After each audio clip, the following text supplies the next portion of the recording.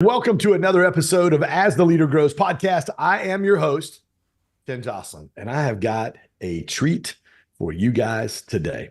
I have got my new friend, Max Trembly, in today. This guy, I'm not even sure how we got connected. Instagram, all of my friends that I follow, across Instagram in the dating world, therapists, those kind of things.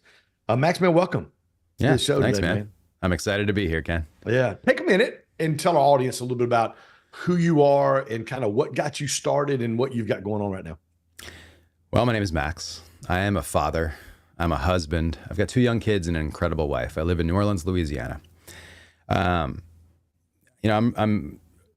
42, and I basically arrived at a moment in my life in my young 30s where I realized that life wasn't all that I thought it was. And I was confused about, how do I move forward powerfully?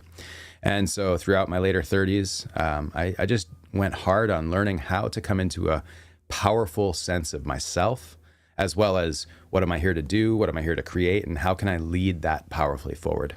I also went through a divorce, and through that process, I was like, okay, how do I date impeccably so I can find deep love and someone that I can really co-create a relationship with? And I'm now married. I've been with my wife, Kelly, for 6 years. And so since then, it's been how do we really create the most impeccable expression of love and relationship while raising two young kids, And so it's this art, the art of life. And that's something that I've studied. It's something that I create from, and it's something that I teach from. And I coach a lot of my people from that place. I would love to back up to what you just talked about. So you go through a divorce. Yeah. You're trying to figure this thing called life and relationship out. And you talked about some of the ways you handled yourself and the boundaries and being impeccable in that relationship with your current wife, building that. What were some of those boundaries? What were some of the things that you said, hey, here's what this looks like for me. Here's what a healthy version of this looks like for me. Yeah, that's a really great question. Let me actually back up before that moment to give you a sense of how I arrived at it, and then we'll touch on that. Yeah. So when I went through my divorce, the first thing I did is I realized I need to heal. I need to heal this. Right before my divorce, I met a guy who had all this resentment, and he was angry. He was angry at his ex-wife who took the farm, took the house, whatever. I forget his story. And I was like, man, brutal. How long ago was your divorce? And he was like, 20 years. And I was like, oh man, I do not want to be a man who is 20 years out, still resentful of a moment that happened in my life. So when I got divorced, the first thing I did is, how do I heal this? How do I grieve this correctly? How do I really move this energy? And, you have to actually grieve. It's an actionable thing. You have to move the sadness. You have to feel the sadness. You have to feel the fear, like whatever's coming up. So I made 6 months. I made a container of 6 months to just do nothing. I posted up, used my savings account to survive, and I just felt the feelings. And then the other thing I did is I really said, what am I out of alignment in my life with? And I realized I had been missing joy. I had been missing fun, play. I was in this I'm from Boston originally, so I just had this way of being that was just like gritty determination and no fun. And so I decided I got to learn how to have a joyful time of life and celebrate, the way I live. So that 6 months was grief and a reclamation of joy. And then when I started dating, I really had clear, I was 36 years old. I didn't have kids. I wanted to have kids. And so I was clear that I'm looking for a woman who I trust to be the mother of my children. I'm looking for a woman that has spiritual depth and an awareness that there's more to life than just the human experience. And I'm looking for a woman who's really resilient and capable of working with her emotions the way I do, which is a place of depth and understanding and ultimately emotional intelligence, so that we can co-create from a place of resilient yes, rather than always being in the mucky resentments that happen when things don't always go right. Because relationships are bumpy and we're always going to get into these mucky kind of moments, but how do we work through them? So getting back to what you asked, what I knew I wanted was I wanted to create a beautiful family. And I wanted to lead from a place of, I'm here to create love. I'm here to create love for my partner, beautiful intimacy, a depth of connection within intimacy. I'm also here to be a dad, an impeccable father, how I show up for my kids, how I teach my kids, how I lead for my kids. And I also just realized I wanted a wife who was just a yes to just creating with me. And so, some of the foundational tenets of our relationship, I just said, listen, I want to have a relationship where we clear our emotional stuff as it's happening. I don't want to hold on to any resentments. I don't want to make up stories about you. I really want to have a relationship where if things aren't feeling good, we figure out how to reconnect. And from that place of reconnection, we can build trust that our relationship is going to be sustainable, that it's going to function. And I want my wife to feel loved, supported, adored, protected, provided for. And, we live in a time where men and women both work, and I get that women can provide for themselves to some degree, but there's also biologically within us and primally within us, there's this thing where like men do provide, and they provide protection and safety and security. And either a man is capable of providing that, and I'm not just talking about from the outside world, I'm talking about the inside world too. If a man's not emotionally capable, he's unsafe, therefore not providing safety and security in his house. And so how can I be a man who can provide safety and security from my beingness as well as from the world itself? You know what I mean? How can I steward my family? And so that's what I created my relationship from. And fortunately, I have a wife who was just a hell yes to all that and on board. Yeah. So yeah, it's been an awesome experience. And my relationship is it's amazing. It's perfect. Walk me Well, it's back to perfect those- in the way that it just feels great. It's it's an amazing thing to be able to have a relationship to where, I see it in your countenance. Yeah. I mean, I in your videos, every video that I just started following you probably the last couple months, but you feel it because, Yeah. authenticity is the highest frequency we emit as human beings. And it's Yep. also the most sought after.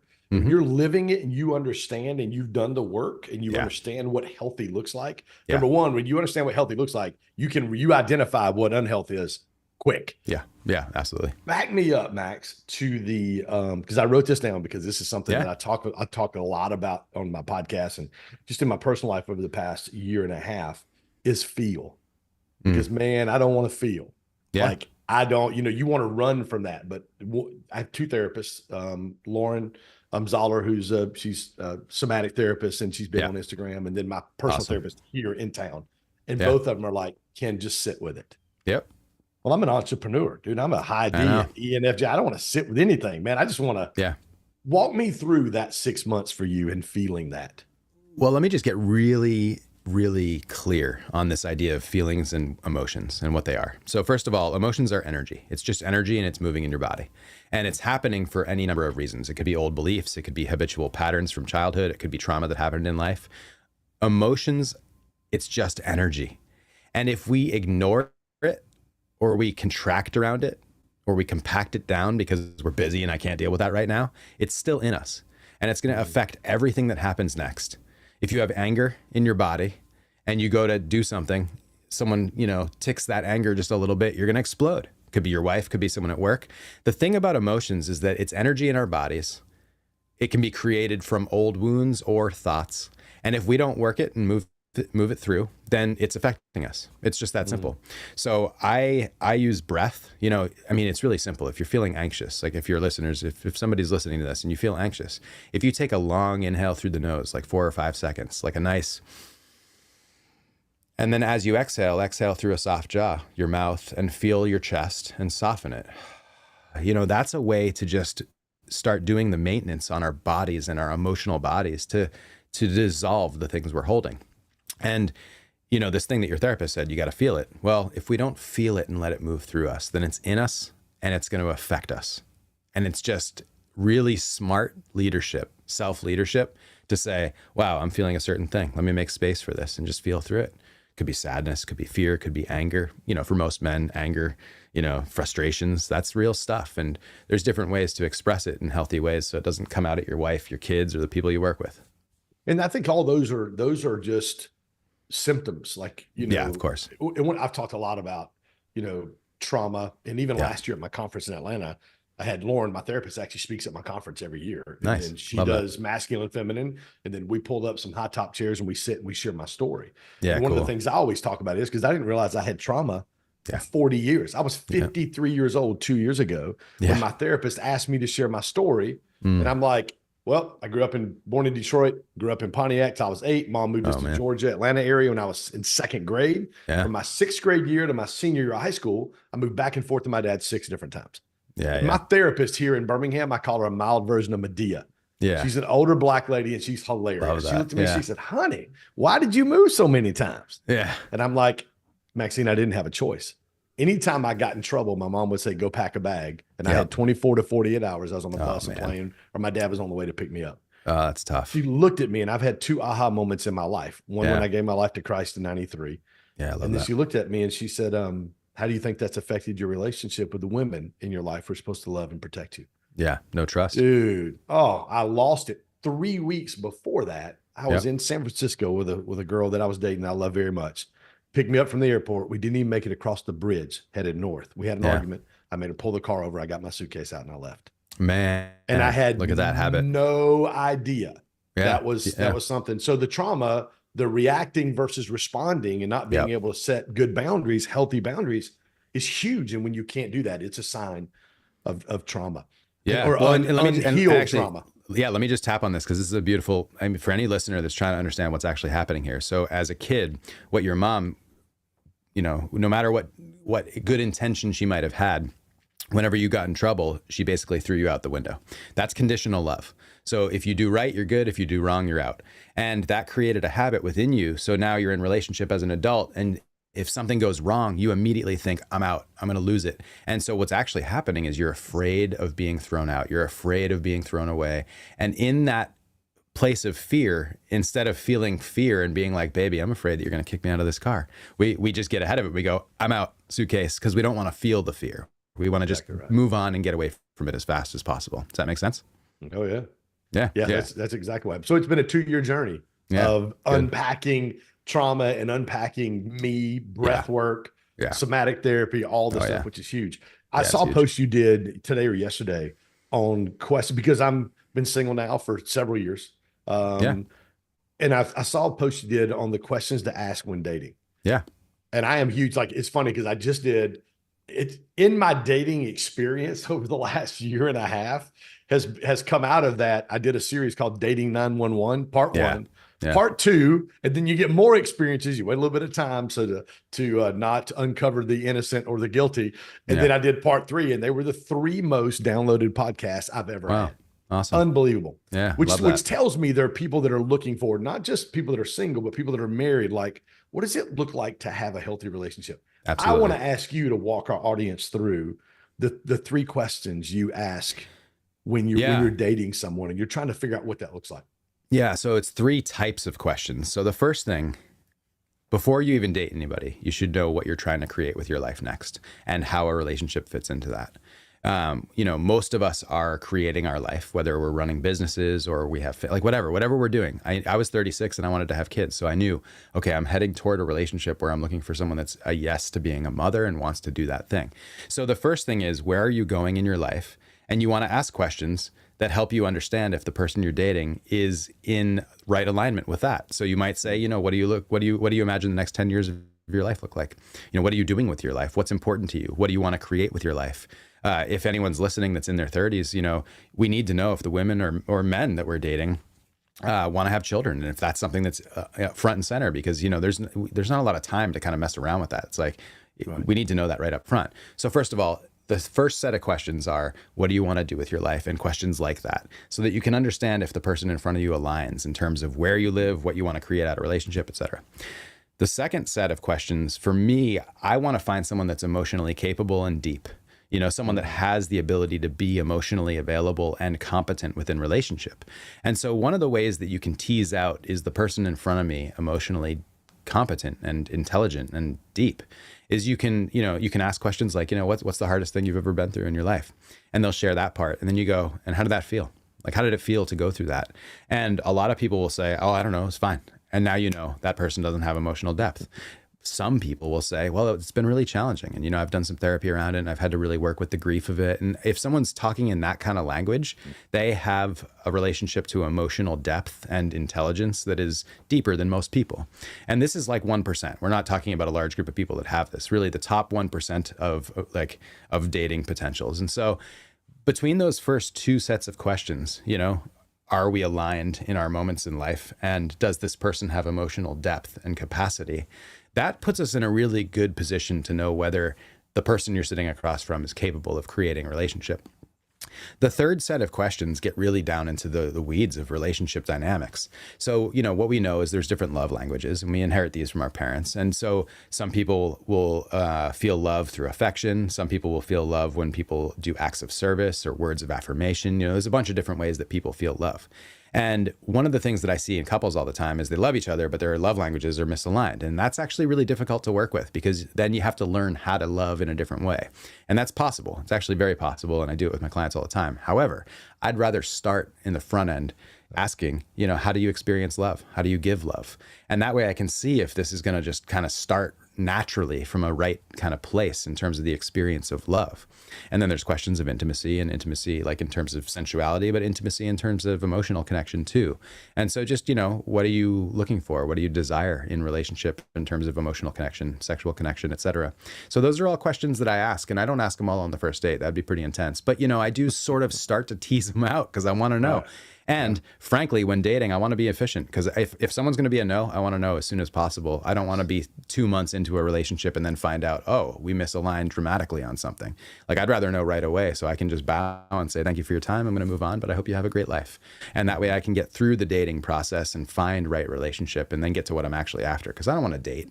I want to be in love. I want to create love, Right. And so dating for me is sort of like, I don't know, it's an onboarding process before you start the work of life. And so, yeah, I hope that answers your question. The three That's kind great. of One of the types. things, I did a video last week and I talked about tension in the dating thing. Like, it's okay to ask questions that create tension. Yeah.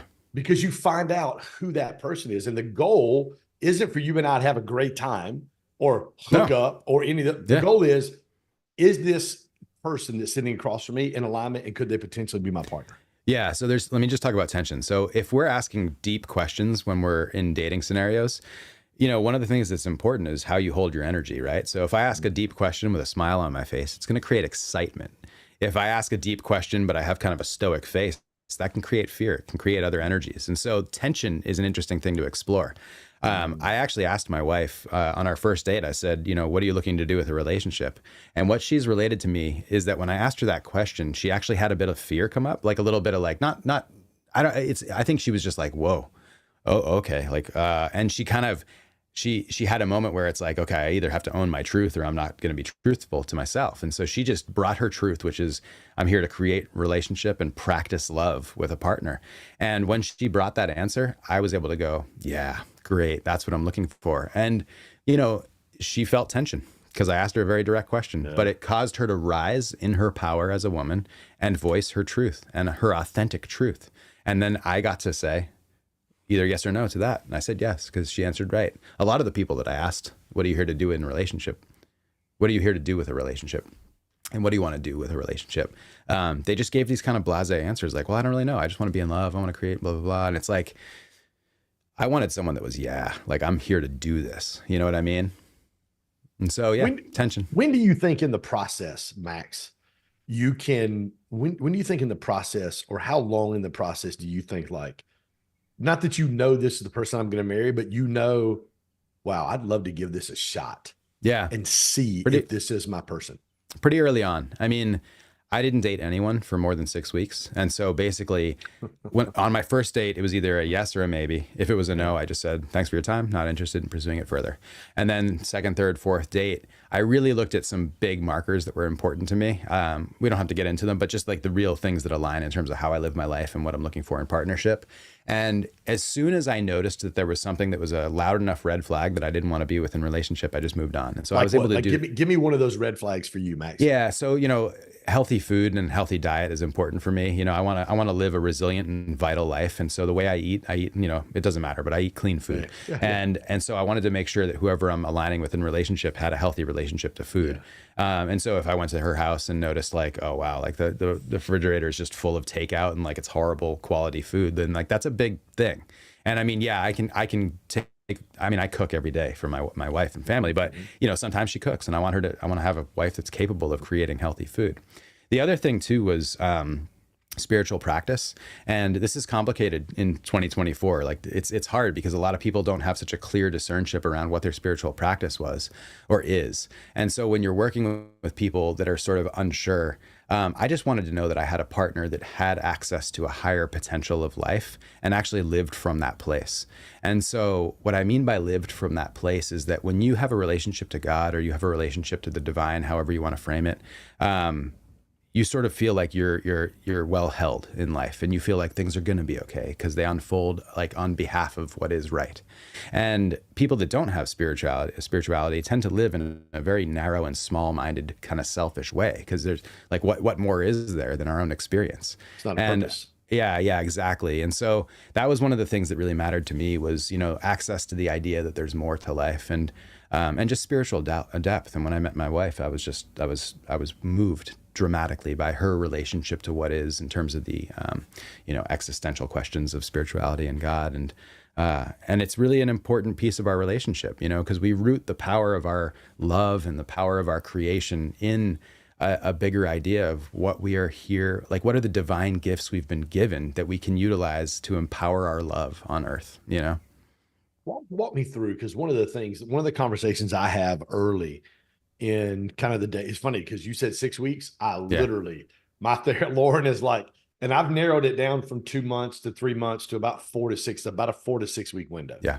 Where I'm like for me, one of the things is I'm up at 4 a.m. I'm at the gym at 5, which I'm fine going to the gym at 6, but I've got to, I dated a girl that I really liked. And after about a week into it, I'm like, hey, she goes, listen, I'm not going to the gym with you. It's not really my thing. And I'm like, peace out, Girl Scout. Yeah, exactly. Because I want somebody to do life with.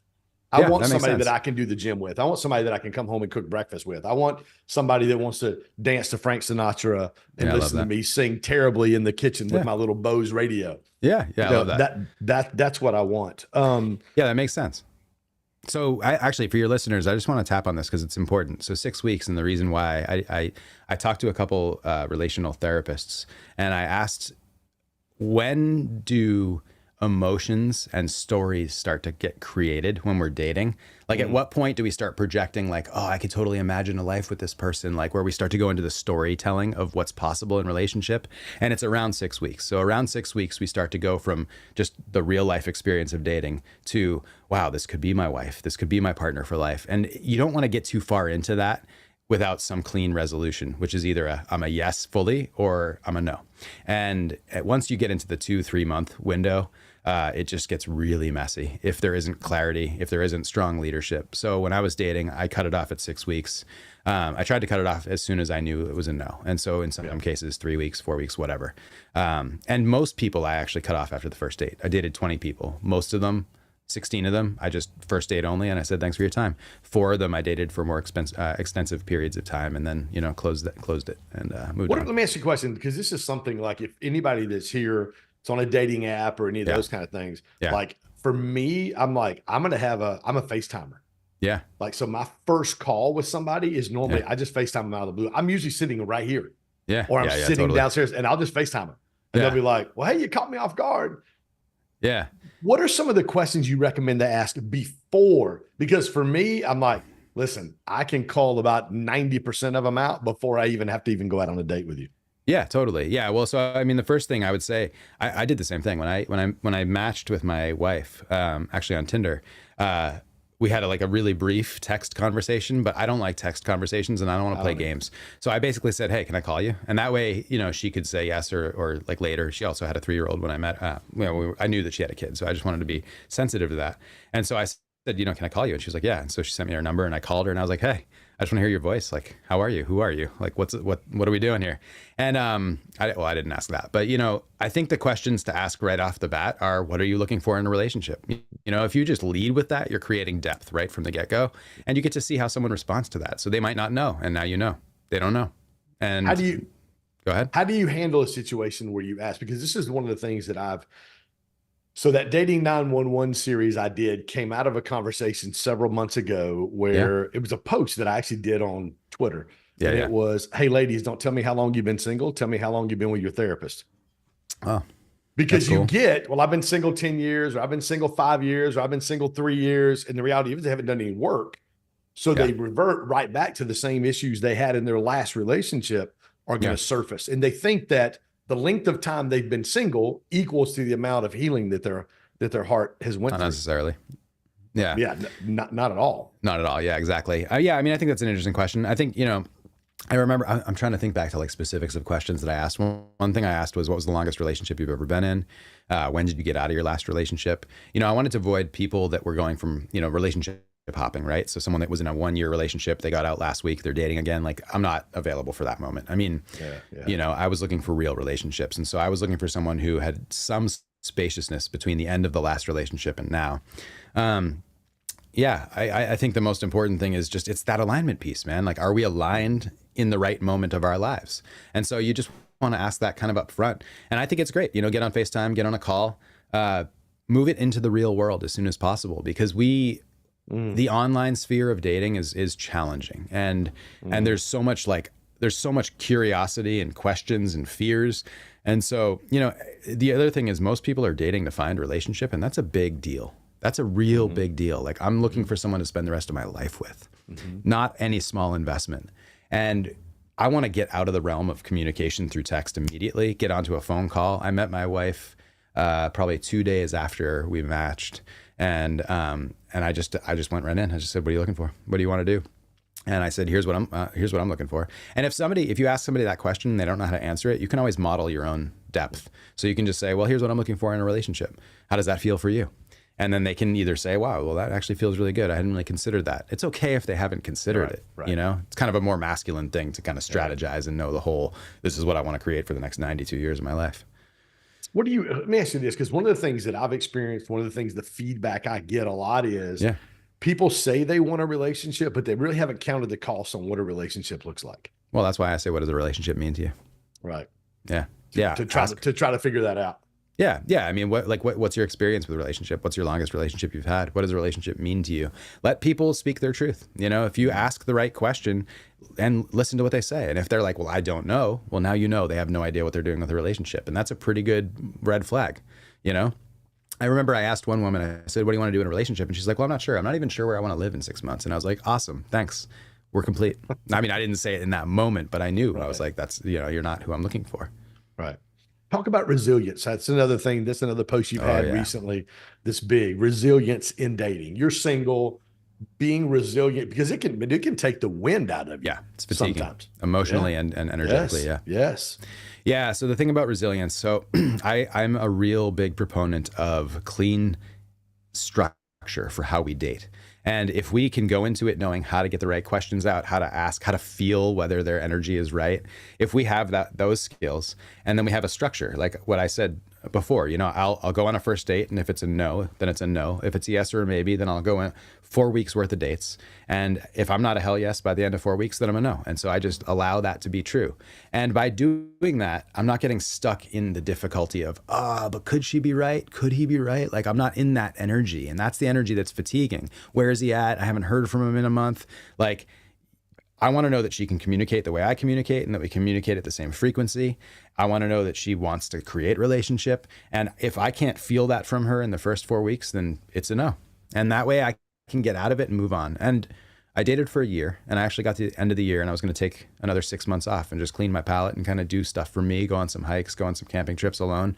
And my wife popped up on the last day as I was getting off Tinder. And so I had a crazy moment of just like, we were passing each other on the door. She just got on Tinder. I was getting off it, and we met each other, and I was like, boom, here we go, off to the races.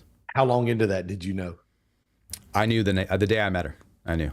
Yeah. I mean, it was that fast. I had talked to her on the phone a couple times, and I knew where she was at. I kind of got the first questions out of the way, like, what are you really looking to do? And she's like, well, I have a son. I want to create a family. I said, are you open to having more kids? She said, yes. I said, great.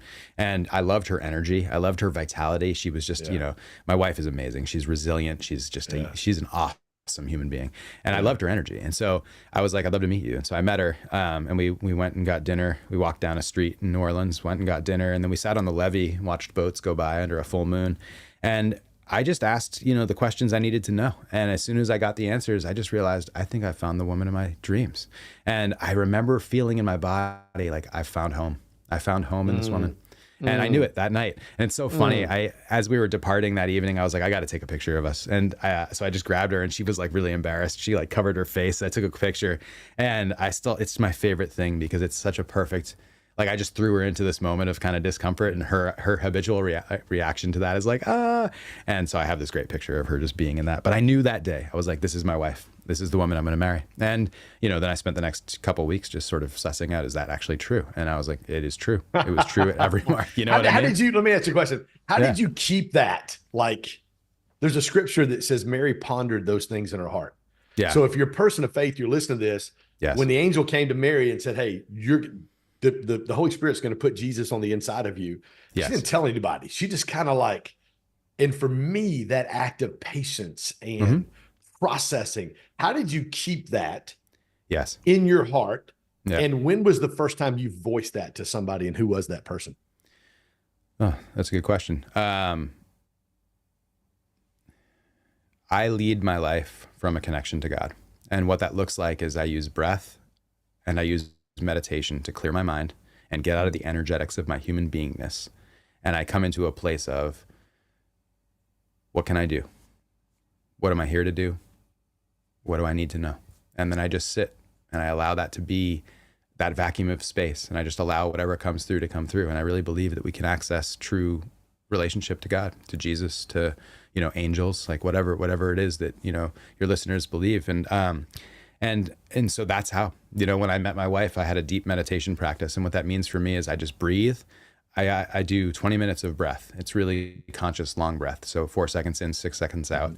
And I just come into a complete theta brainwave state. Joe Dispenza talks a lot about this, but it's just getting out of the nervous system response and reaction, getting out of the emotional body, and just getting into presence.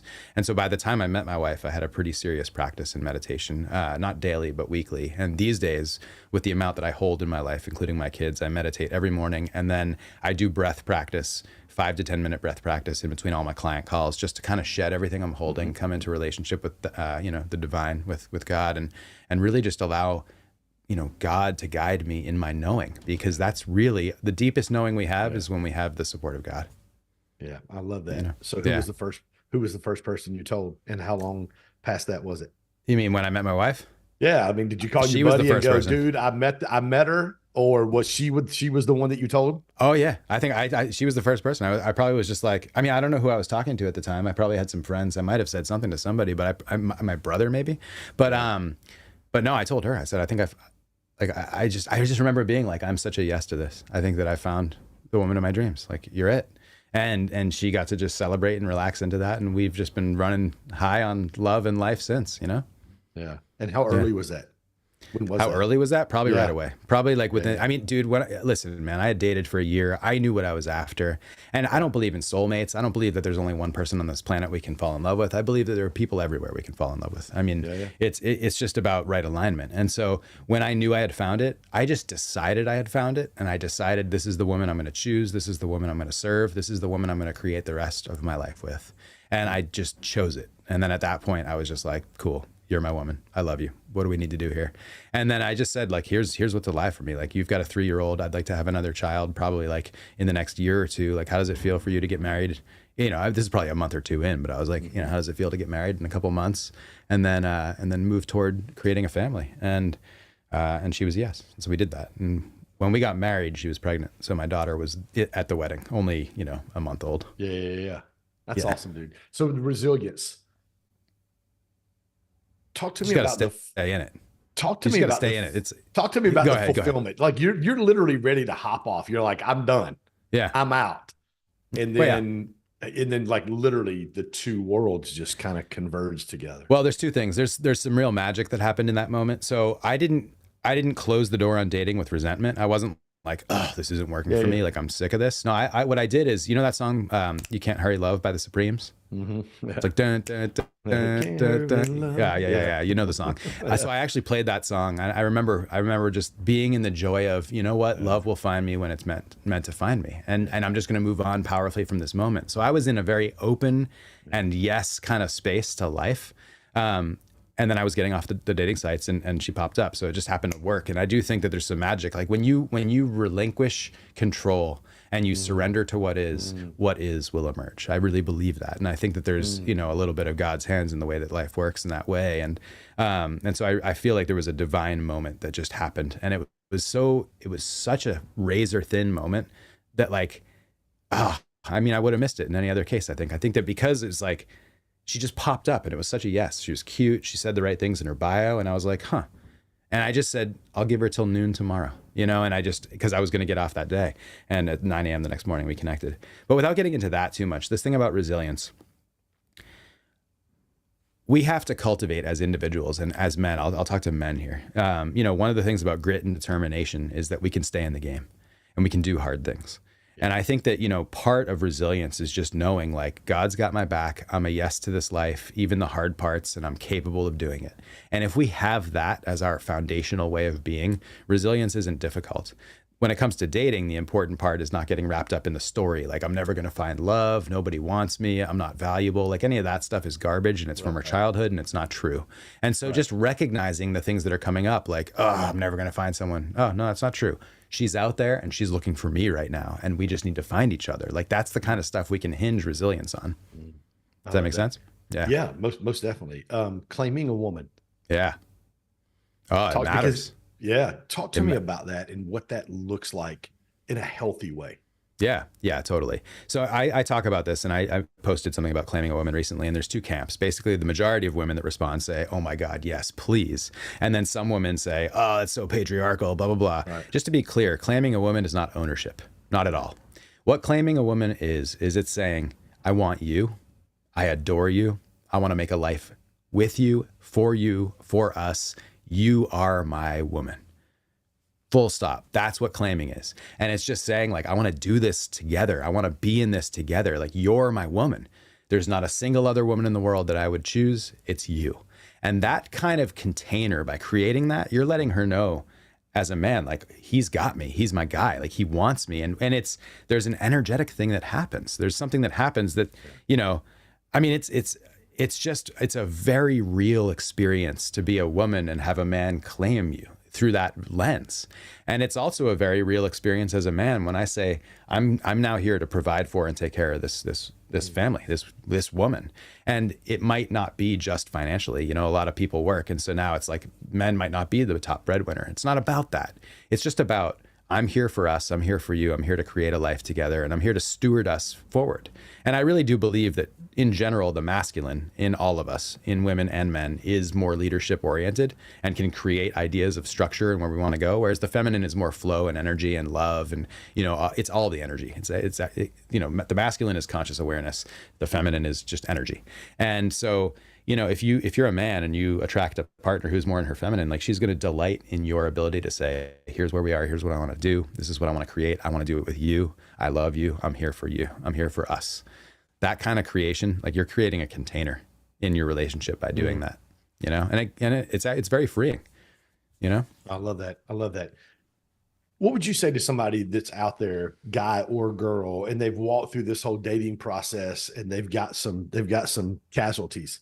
Yeah. They've got some wounds out there, and they're still wanting to. And at what point, Max, are you okay getting into a relationship? Because in that whole, don't tell me how long you've been with your therapist, or how long you've been single, tell me how long you've been with a therapist. I did 3 things in that podcast. Yeah. How long you've been with your therapist, the length of time you've worked on yourself.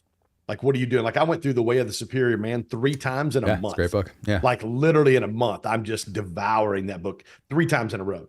And then the length of time spent in a healthy relationship. Yeah. Because at some point you have to be in a healthy relationship to be able to fine tune who you are and to continue to do that kind of deep work on yourself. Yeah. Well, you bring up a good point. So there's a lot of healing that can happen on ourselves as individuals, but a lot of healing has to happen in relationship, because when we're alone, we're not triggered in the ways that we get triggered in relationship. And it's in those triggers that we actually have to do the healing and do the work to soften around our wounds and baggage.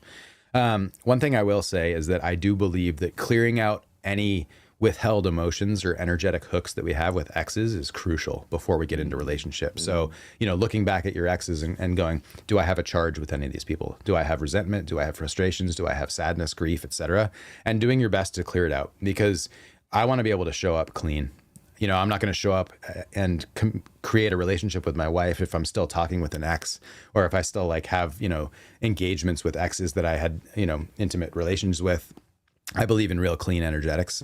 And so that means, cleaning up any hooks that are energetic, but also emotional. And so baggage, I think it's important. Like I told you, when I went through my divorce, I spent 6 months just doing grief, and I did grief work with my ex, not with her. I did grief around my ex-wife and the divorce. And I did grief around, even my life. Like my mom passed away when I was young.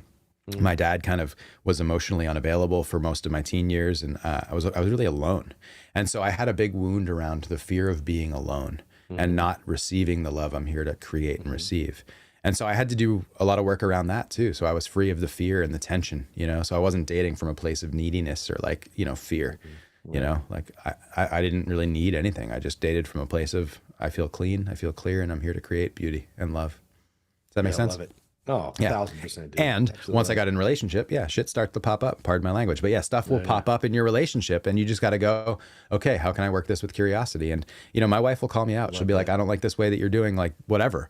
And I'll be like, I might not be able to respond in the moment, but I'll reflect on it over the week and say, okay, what is this habitual pattern that keeps popping up in my relationship? Where is it coming from? How do I work it? I might get a therapist. I work with coaches. I have a lot of friends who are really high-powered coaches, and so I'm really lucky. I can call a guy that's like, amazing, and I can just be like, hey, can you tell me? Give me a sense. Like, where am I right? Where am I wrong? Where's she right? What's going on here energetically?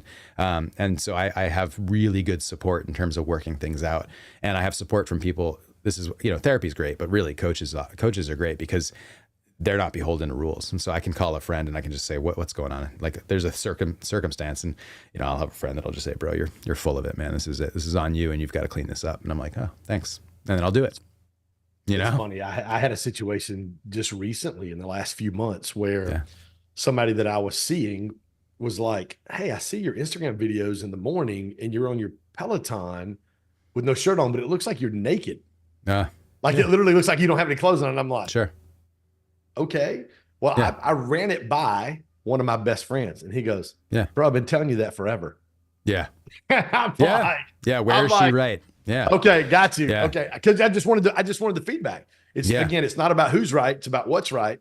But I just wanted where is she right? Right. Anytime anything pops up in the field, there's usually some truth to it. And there's also whatever it's causing, the impact that it's causing. And so, it's worth, good work. You did the right thing and you got the right feedback. And then you made adjustments. I did. Yeah. And I did literally when I got the text, I just asked him, I was with him and I asked him, and he goes, dude, I've been telling you that forever. And I'm like, okay. I mean, I didn't, it was just here up anyway. I'm not showing my whole body when I'm doing Peloton, but I totally get it. That was the whole thing. What were some, if any, some boundaries that you and your wife set about arguments? Like how are we so toxic emotional expression. Yeah. All right. Let me start this way. Before we talk about boundaries, I think most men should know that you can develop a wider capacity to be with her expression. So if she's angry, instead of just collapsing because you have a really small capacity to be with emotion, just recognize that that's the work. Before we start establishing boundaries, we need to increase our capacity to be with what is. Because that's historically one of the problems within men. We can't be with her truth. We can't be with her emotions. As soon as she gets emotional, we get kicked up into our own emotions and our shame cycles, and we get stuck in those, and that way relationship healing doesn't happen. So before we talk about boundaries, become a man who can hear even when it's hard to hear. If anybody works out, right, that 10th rep when you're like at failure, if you can stay at that edge of failure without dropping your arms, that's sort of what I'm talking about. You're developing more capacity to be at the edges of our emotional failures. So anyway, as we develop more of a capacity to be with, as well as tools so that we can actually hear, I utilize tools. I use the Imago dialogue or a variation of it. So if my wife's blasting energy at me because she's upset, I'll do my best to kind of regain my footing. I might even say, hold on, I need to take a breath. I really want to hear you, but just give me a second. And then I'll go, okay, what do I need to hear here?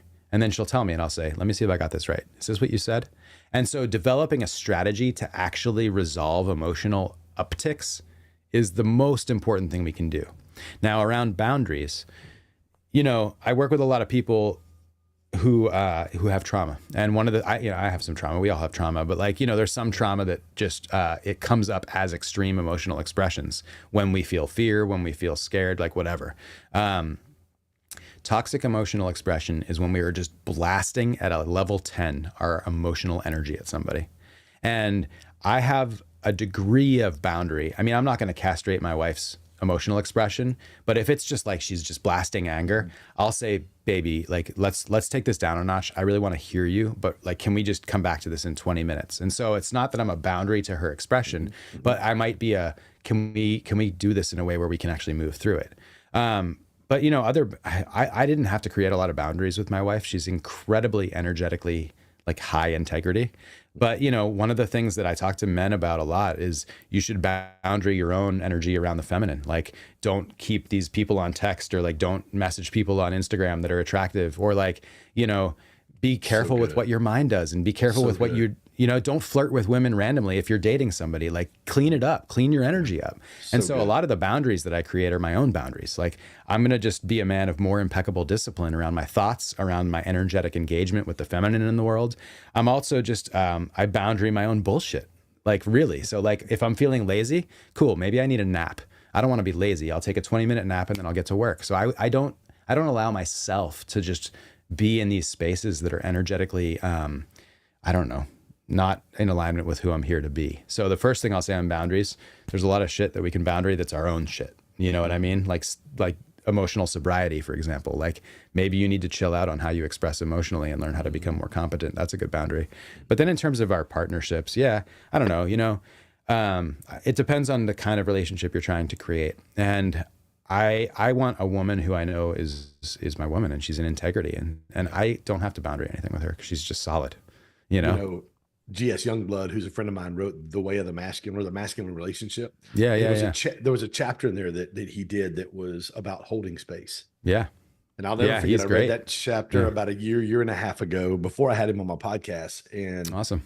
I read it and I'm doing on Audible, and I'm like, you know, when you have trauma, you can't hold space. Feminine are naturally emotional creatures. They're going to get elevated. Yeah. And that's not just women. Men, the masculine in man, our feminine side is an emotional side, you know, and that's not a bad thing. Emotions are great. Joy, love, you know, that's all emotions too. Is to hold space for them and hear them and give them a space to feel seen and heard. Yeah. And I ended a 27-year marriage 2 years ago, and 4 years ago I'd moved out, and I literally screenshotted that, and I sent it to the girl's mom.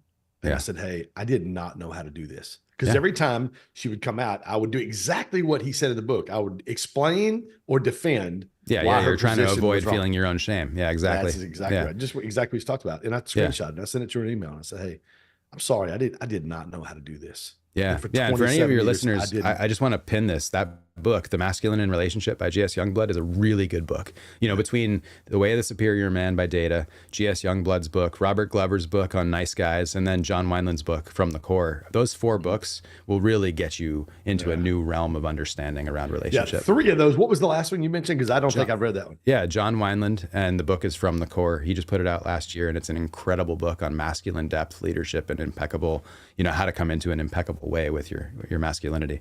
John studied with Data for a long time. He, you know, and I know all these guys, you know, GS and Robert Glover and John. These are all friends of mine, so I know their books, and I know where they're coming from, and they're honest teachings, and they're real books. I love and it. So like I said, I told you maybe even off air, I read The Way of the Superior Man 3 times. Yeah, in a row. Yeah, it's great. Yeah, every man should read that at least 3 times.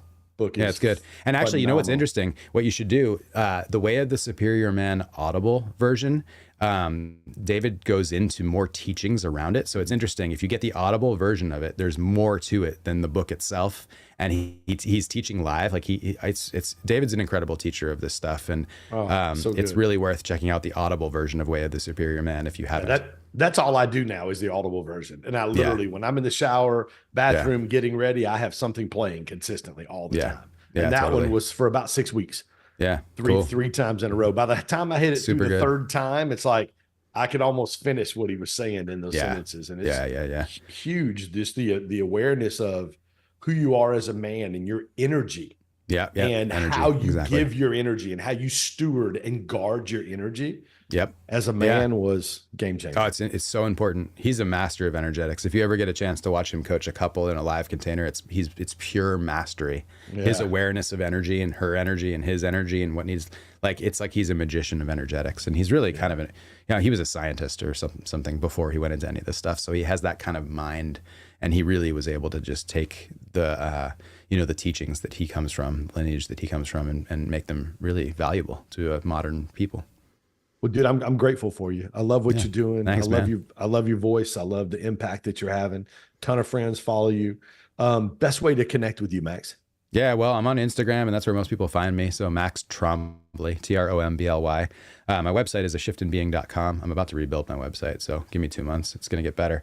But yeah, just look me up, Max Trembly. It's easy to find. And Instagram is kind of where I spend most of my time in terms of my outward, transmission and engagement. Talking about energy, I have really clean lanes of energy, and so I don't want people emailing me. Basically, just like use my contact form on my website or Instagram. That's the best way. And guys, listen, he is constantly. Yeah. You have quickly become one of my favorites with some of my other friends out Thanks. there that have been just really just like, yes, yes. And for me, it's just been a super confirming. Yep, yep, doing the right thing, doing the right thing. Oh, okay, that right there. Yes, let me look at that. Yeah, and totally. It's a constant growth of becoming the best version of myself, so I can attract the best version of who God has for me. When we do our healing and we become a better version of ourselves, we attract from that resonance. This is science. You resonate, they resonate, we attract right resonance. If we're holding depression in our body all the time, we're only going to attract depressed people. If you want to create resilient, beautiful relationships, get clean, get clear, get free, and then date from that place. I love it, man. Thank you for joining us today, my friend. My pleasure, man. It was great to be here. Most definitely. Guys, thank you for joining us on another episode of As the Leader Grows. As always, if this has added value, if you would hit that subscribe button, and then also snap a screenshot, leave it on your Instagram, tag me, tag Max. We'll share that, give you a little bit of love on Instagram. Thanks, guys. Awesome. We'll see you next week on As the Leader Grows.